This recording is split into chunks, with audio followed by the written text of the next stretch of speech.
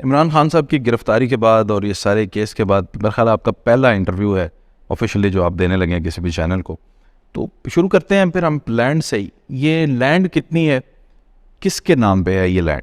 जी ये 458 कनाल और समथिंग कोई इससे थोड़ी सी ज़्यादा लैंड है। और लैंड चूँकि अलकादर यूनिवर्सिटी प्रोजेक्ट ट्रस्ट जो है वो एक रजिस्टर्ड ट्रस्ट है और उसके नाम पे है। और कोई भी ट्रस्ट जो होता है उसकी जितनी भी प्रॉपर्टी होती है, जितना भी उसका एसेट होता है, वो सारा ट्रस्ट के नाम पे होता है। नहीं डॉक्टर साहब, ये अलकादर ट्रस्ट के नाम पे की किसने, अच्छा, खरीदारी किसने की थी ज़मीन की?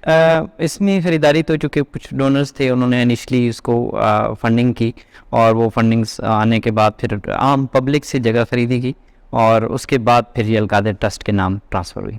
इसमें जो इनिशियल बायर्स थे उनमें जुल्फ़े बुखारी भी थे? उनके नाम पे खरीदी गई, मतलब उनके नाम पे, और फिर वो थोड़ी देर के लिए उनकी क्योंकि वो फिंगरप्रिंट देने आए थे सुहावा में। जी बिल्कुल। और ये इधर के लोकल्स मुख्तलिफ पार्टियों से ज़मीन ली गई और उसके बाद फिर ट्रस्ट को, तो जुल्फ़ी बुखारी जो के थे वो उस वक्त ट्रस्टी थे और ट्रस्टी एज अ ट्रस्टी उनके नाम पे गई और फिर अलकादर। क्या जुल्फ़ी बुखारी आज भी ट्रस्टी हैं इस अदारे के? अच्छा, ट्रस्ट का ये होता है कि ट्रस्ट के अंदर किसी भी ट्रस्टी को किसी वक्त भी शामिल या उसको ख़त्म किया जा सकता है। तो अभी जो है वो सिर्फ इमरान खान साहब और बुशरा बीबी जो हैं वो हमारे ट्रस्टी हैं, इसके अलावा कोई ट्रस्टी नहीं। अच्छा, अभी सिर्फ इमरान खान साहब और उनकी अहलिया जो है वो इसकी ट्रस्टी हैं। वो ट्रस्टी ली ज़मीन जुल्फ़ी बुखारी के नाम पर ली गई और फिर उसको ट्रस्ट में मुंतकिल किया गया, इंतकाल किया गया इस ज़मीन का, और फिर जुल्फ़ी बुखारी को निकाल दिया गया। इस वक्त बुशरा बीबी और इमरान खान जो हैं सिर्फ दो ही इसके ट्रस्टी। मैं इसमें ये वाज़ह कर दूं कि जब भी कोई ज़मीन ली जाती है, जब ट्रस्ट अपने इनिशियल स्पेस पे होता है, तो वो किसी पर्सन के नाम एज आ कस्टडी दी जाती है कि ये इस ट्रस्ट की ज़मीन है, आपके नाम है, क्योंकि ट्रस्ट की फॉर्मेशन हो रही होती। तो जब ट्रस्ट फॉर्म हो जाता है तो वो फिर उसके पास अमानत रहती है टेम्परेरी और फिर वहाँ से ट्रस्ट के नाम पे ट्रांसफ़र हो जाता है। 400 कितने कनाल? 458 कनाल्स में से मेरा ख्याल है 107 कनाल पे आप लोग अभी जी हमारा कंस्ट्रक्शन जो कंस्ट्रक्शन है, ये जो अभी यूटिलाइजेशन में आ रही है, वो 107 कनाल के समथिंग है। और बाकी जो है वो हम डेफिनेटली उसको अल्टीमेटली यूज़ करेंगे। उसमें हमारे प्रोजेक्ट के लिए इस्तेमाल होगा। जी इसी प्रोजेक्ट के लिए। नहीं, ये ना हो कि फिर ट्रस्ट से वापस किसी बंदे के नाम चले। ट्रस्ट से वापस चीज़ जा नहीं सकती, वो किसी फर्दर ट्रस्ट को तो जा सकती है जो इसी तरह का ट्रस्ट हो या जो उसके पर्पसेस जो हैं वो देख के। अदरवाइज़ वो किसी निजी बंदे के नाम पे ट्रांसफ़र नहीं हो सकती, क्योंकि once it has been transferred in the name of the trust, तो फिर वो ट्रस्ट से कोई ले नहीं सकता। अब इसके ऊपर डेफिनेटली कोई अपना घर नहीं बना सकता या किसी भी ज़ाती इस्तेमाल के लिए नहीं जा सकता। यहाँ पे जैसे हमारा प्लान है कि हमने कि बच्चों के लिए स्टेडियम बनाना है, यहाँ पे कुछ हमने जो है कुछ और इस तरह के छोटे छोटे ग्राउंड्स बनाने, तो वो बनेंगे, लेकिन वो वापस किसी को नहीं जा सकती, ना किसी ज़ाती मकसद के लिए इस्तेमाल की जा सकती। ट्रस्टी हैं इमरान खान और बुशरा बीबी, तो ट्रस्टी का एक इस अदारे के ट्रस्टी जो हैं उनका काम क्या है एज ए ट्रस्टी? अच्छा, जो ट्रस्ट का स्ट्रक्चर होता है उसमें ट्रस्टी जो होते हैं उनका काम गवर्नेंस के होता है, कुछ रूल्स रेगुलेशंस और बेसिक जो चीज़ें होती हैं। लेकिन चूँकि ये एक एजुकेशनल ट्रस्ट है, तो एजुकेशनल ट्रस्ट का जो सेटअप होता है उसके अंदर एक, जैसे हमारा ट्रस्ट है, इसके अंदर एक मैनेजमेंट कमेटी है। मैनेजमेंट कमेटी के नीचे एग्जीक्यूटिव डायरेक्टर है, जो मैनेजमेंट कमेटी और executive director almost same line पे होते हैं। मैनेजमेंट कमेटी कुछ रिकमेंडेशंस बोर्ड को भेजती है, बोर्ड ने वो पॉलिसीज़ या जो चीज़ें होती हैं वो अप्रूव करनी पड़ती हैं। तो जो बोर्ड ऑफ ट्रस्टीज़ होते हैं वो ट्रस्ट के लिए फंडिंग्स वगैरह इस तरह की चीज़ें तो करते हैं, लेकिन ट्रस्ट के अंदर उनकी कोई ऐसा ज़्यादा इन्वॉल्वमेंट नहीं होती। इस ट्रस्ट को, जो कि यूनिवर्सिटी है, तो इसको जो एग्जीक्यूटिव डायरेक्टर या डीन या वीसी या रेक्टर जो होते हैं वो चला रहे होते हैं। उन्होंने रूल्स एंड रेगुलेशंस बनाने होते हैं, फिर उन्होंने जो मैनेजमेंट कमेटी से और ट्रस्ट से अप्रूवल्स लेनी होती है।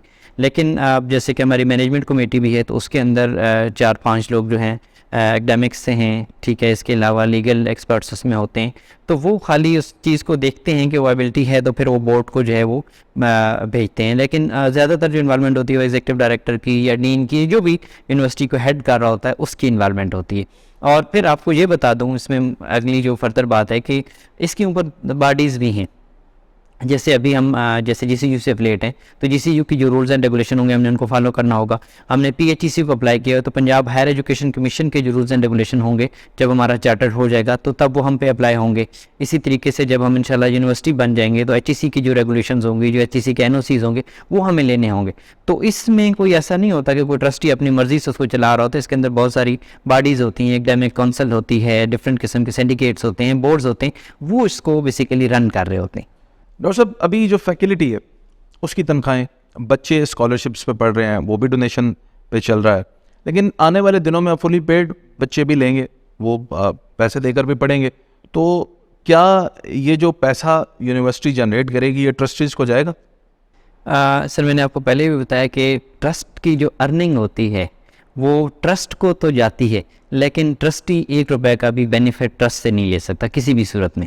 वो ट्रस्ट में जाती है और फिर ट्रस्ट के अंदर ही जो है वो री इन्वेस्ट होती है, वो फिर ट्रस्ट अर्न करता है, फिर री इन्वेस्ट होती है। तो वो पैसा ट्रस्ट के अंदर तो रहता है, लेकिन कोई ट्रस्टी उससे कोई बेनिफिट नहीं ले सकता, पहली चीज़।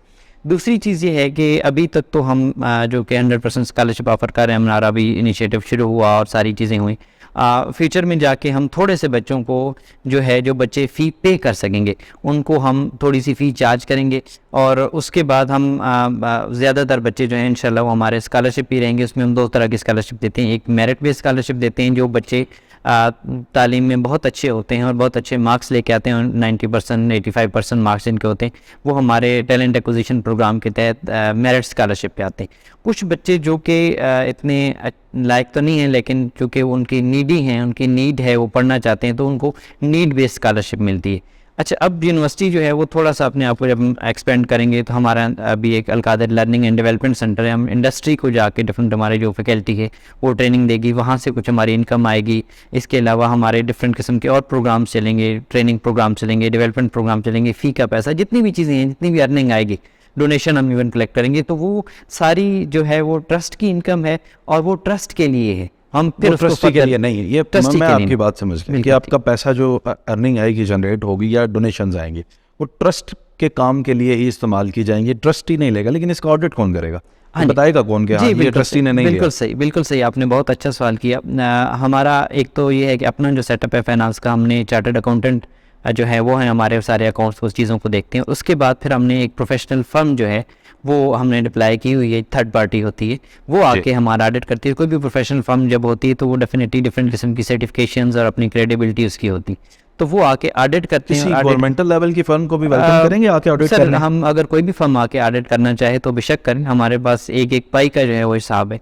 इवन जो भी हमारी इनकम है, जो एक्सपेंडिचर है, जो भी है, सारा ऑन रिकॉर्ड है। और एक CFO को डिप्लाई करने का, चीफ फाइनेंशियल ऑफिसर को, जो कि चार्टर्ड अकाउंटेंट है, प्रोफेशनल, उसको रखने का मकसद ही यही है कि हम हिसाब जो है, जो अकाउंटिंग हमारी वो बेहतरीन। मैं आगे बढ़ते हैं, ज़मीन ले ली जुल्फ़ी साहब ने, उन्होंने ट्रांसफ़र कर दी ट्रस्ट को, ट्रस्ट ने जुल्फ़ी साहब को फिर फारग कर दिया। अब इमरान खान साहब और उनकी अहलिया जो है वो ट्रस्टी हैं। अब आगे बढ़ते हैं, बिल्डिंग बनानी है, ये किसने बनाई है? ये सुनना है मलिक रियाज एंड फैमिली ने बनाई है? इसमें डेफिनेटली डोनर थे हमारे जिन्होंने ये बिल्डिंग बनाई। किसने? कंस्ट्रक्शन का ठेका किसका था? किस कंपनी के पास था? क्योंकि ये थोड़े से मामलात मैंने ज्वाइन 2021 में किया, उससे पहले के थे कंस्ट्रक्टेड बिल्डिंग में, मुझे मतलब उसके बारे में मुझे कोई ज़्यादा इन्फॉर्मेशन नहीं, क्योंकि मेरा जो फोकस है वो ज़्यादातर एकेडमिक्स पे है, प्रोग्राम्स पे है, जो करिकुलम है उस पे है, फैकल्टी की रिक्रूटमेंट पे है, बच्चों की जो लाइफ है उसके ऊपर है। तो उस बारे में मैं कोई बहैसियत डायरेक्टर अलकादर यूनिवर्सिटी, अगर आप भी मेरे इस सवाल का जवाब नहीं दे सकता, मुझे फिर इमरान खान साहब से पूछना पड़ेगा। जी, मैं बिल्कुल आपको चाहूँगा, हमारे लीगल एडवाइज़र भी हैं जो हैं अली ज़फ़र साहब हैं, इसके अलावा इमरान खान साहब हैं, तो वो डेफिनेटली इस तरह की जो चीज़ें हैं जवाब हैं। क्योंकि हम जो बेसिकली 2 तरह की बॉडीज़ होती हैं, एक बॉडी होती है जो कि एग्जीक्यूशन बॉडी होती है और एक ट्रस्ट बॉडी होती है। तो ट्रस्ट बॉडी में मैंने आपको बताया कि इमरान खान साहब हैं, बुशरा बीबी हैं, और हम जो है यहाँ पे हम एग्जीक्यूटर हैं। हमने जो प्रोजेक्ट है उसको एग्जीक्यूट करना है, तो मुझे तो इस चीज़ से कंसर्न है कि ट्रस्ट मुझे बिल्डिंग दे, मुझे फर्नीचर दे, मुझे चीज़ें दे और मैं उसको एग्जीक्यूट करूँ। जाहिर है कि ये केस ना बनता, ये खान साहब अंदर ना जाते तो हम ये सवाल आपसे क्यों पूछ रहे होते? हम तो आगे यही पूछते भी पढ़ाना क्या पढ़ा रहे हैं। और इससे पहले सेशंस भी होते रहे हमारे आपके, जाहिर है वो इस मुतालिक बिल्कुल नहीं थे। अब अगला सवाल इससे ये बनता है, हालांकि मेरा पिछला सवाल जो है वो अनआंसर्ड है, लेकिन उसके बाद सवाल ये बनता है कि जी स्टूडेंट्स कितने हैं आपके पास? अच्छा, हमने जो कि अभी हमारा 2 साल के एडमिशन्स हुई हैं और हमारे पास पहले सिर्फ BS मैनेजमेंट का प्रोग्राम था जी, और उसके बाद ये था कि हमारे पास बहुत ही कम कैंपेन का टाइम था उस साल। तो उस साल हमने कोई तकरीबन 40 के अराउंड स्टूडेंट्स को इंडक्ट किया था, और जब स्टूडेंट्स आते हैं तो फिर वो उसका कुछ ड्रॉप आउट भी होता है, उस तरह की चीज़ें चलती हैं। तो अभी दोबारा हमारी फिर एडमिशन कैंपेन चली, BS मैनेजमेंट साइंस की, BS इस्लामिक स्टडीज़ की, एक और डिपार्टमेंट जिन्हें ऐड होने के बाद। तो अब हमारे पास 77 स्टूडेंट्स जो हैं। मेरी नॉलेज इन्फॉर्मेशन के मुताबिक तो 50 स्टूडेंट्स अलाउ थे, ये 76 कैसे? जी, मैं आपको इसके बारे में बता देता हूँ कि जो कि GCU का एफिलिएट सेंटर है, तो जी। GCU का हमारे जो पहला हमने जो से एफिलिएशन ली, तो उसके अंदर पहले सेमेस्टर में हमारे पास 50 सीट्स थी फॉर BS मैनेजमेंट सेसेस। उसके बाद वो हर साल रिन्यू होती है, और उस रिन्यूअल के अंदर कुछ सर्टन जो हैं वो आपके पास होती हैं चीज़ें जिनको आप चेंज कर सकते हैं। उसमें एक कि आप सीट्स को चेंज कर सकते हैं। तो पहले प्रोग्राम में हमारे पास 50 सीट्स थी। नेक्स्ट में हमने जब एफिलिएशन के लिए अप्लाई किया तो हमने उसको 100 करवाया BS मैनेजमेंट साइंसेस के लिए, प्लस हमने एक नया डिपार्टमेंट भी अप्रूव कराया, that is BS Islamic studies, और उसकी भी हमने 50 सीट्स ली। तो अब हमारे पास दोनों डिपार्टमेंट्स को मिला के 150 की प्रोविजन है, 100 मैनेजमेंट साइंसेस में और 50 जो है वो इस्लामिक स्टडीज़ में।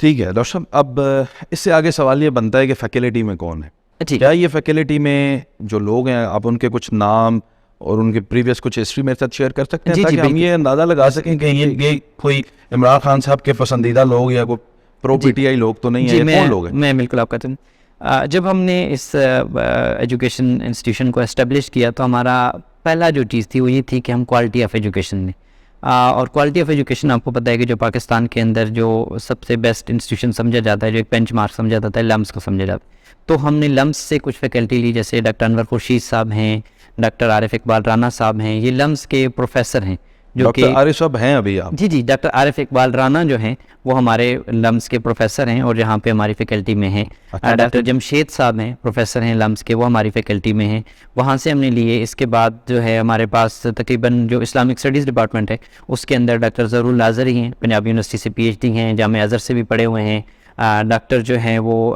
शब्बीर हैं, डॉक्टर शबीर भी PhD हैं। डॉक्टर जो है जुल्करनैन हैं, इस्लामिक यूनिवर्सिटी के PhD हैं। डॉक्टर जो उमर फ़ारूक हैं, मुफ्ती भी हैं, जामिया कराची से PhD हैं।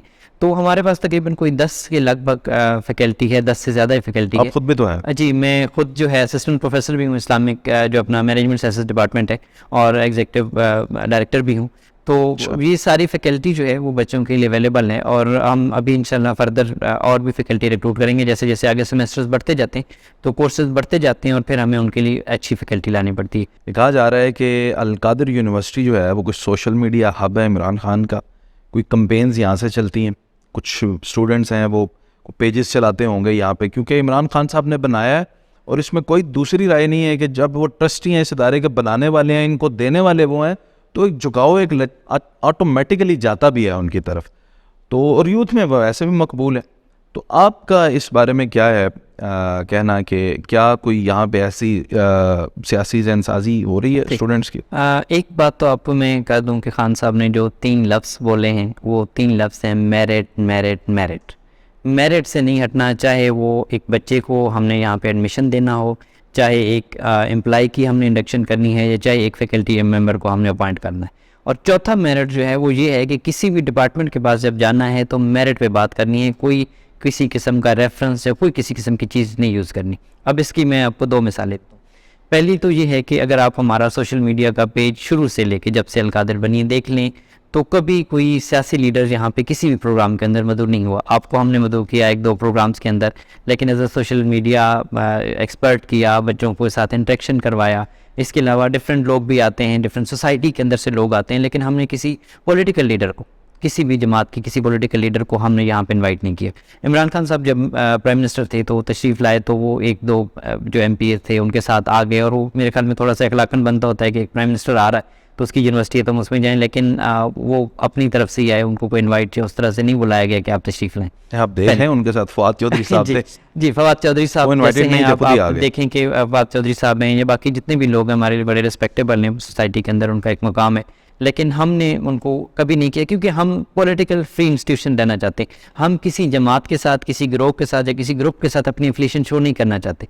ये एक यूनिवर्सिटी है, पब्लिक के लिए है, पब्लिक के बच्चे आएँ, लोगों के बच्चे आएँ, लोगों के पढ़ें, और हम ओपन हैं, कोई भी अगर यूनिवर्सिटी में आना चाहे किसी भी तरीके से वो उसको देखना चाहे, लेकिन हम किसी एफिलिएशन के साथ ना आए। मैं नहीं चाहता फवाद चौधरी साहब कोई आपसे टसल बना लें, लेकिन ये आपकी स्टेटमेंट उन्हें अच्छी नहीं लगेगी कि हमने इनवाइट नहीं किया था लेकिन खान साहब के साथ आ गए। देखिए, खान साहब जो कि प्राइम मिनिस्टर थे, और जब प्राइम मिनिस्टर एक इसमें आता है या किसी भी जगह पे ज़ाहिर है तशरीफ उनके साथ लाते हैं, जो दोस्त तो हैं, उनके लोग हैं। साथ वो आ सकते हैं।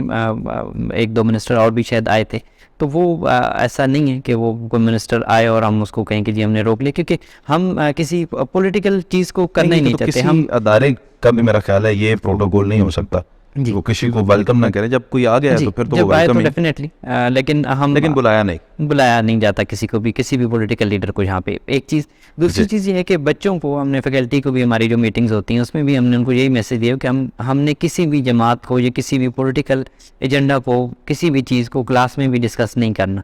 रीज़न बीइंग कि हम एक न्यूट्रल इदारा रहना चाहते हैं, और हमने जब स्पिरिचुअल लीडर्स पैदा करने हैं तो उनको हम न्यूट्रल लीडर पैदा करें, बाकी वो खुद देखें कि वो किस जमात की तरफ जाना चाहते हैं, क्या करना चाहते हैं, वो उनका अपना है, लेकिन हमारी तरफ से कोई नहीं। और जहाँ तक ये कोई सोशल मीडिया का या कोई सेल का या इस तरह की कोई भी चीज़ यहाँ पे एग्जिस्ट नहीं करती। ठीक है, हम बच्चों को सिखाते हैं, टेक्नोलॉजी भी सिखाते हैं, बच्चों को चीज़ें भी सिखाते हैं। इवन हमारा फोकस जो BS इस्लामिक के बच्चे हैं उन पे ये भी है कि हम उनको टेक्नोलॉजी सिखाएं, टेक्नोलॉजी से रिलेटेड ज़रूरी सिखाएं, है। ताकि वो इस्लाम को फैला सकें, इस्लाम की चीज़ें जो हैं वो उसको देख सकें, कर सकें, दुनिया से किसी से बात कर सकें। लेकिन ऐसा कोई फोकस सोशल नहीं। मीडिया से मुराद हमारी ये पाकिस्तान तहरीके इंसाफ के कुछ सोशल मीडिया है, बाकी तो जाहिर है वो इंसान है इस दुनिया में जिसने सरवाइव करना है, और सोशल मीडिया तो सीखेगा ही। जी, हमारा लेकिन- मकसद सिर्फ एक जमात को प्रमोट नहीं करना कि है। उस अगर वो है तो फिर- जमात को बिल्कुल नहीं कर रहे, और किसी भी जमात को इवन नहीं कर रहे, और हमारी तरफ से कोई किसी पे रिस्ट्रिक्शन नहीं है किसी पर। ये इमरान खान की गिरफ्तारी से कुछ वक्त पहले ही आपकी खान साहब से मुलाकात हुई थी,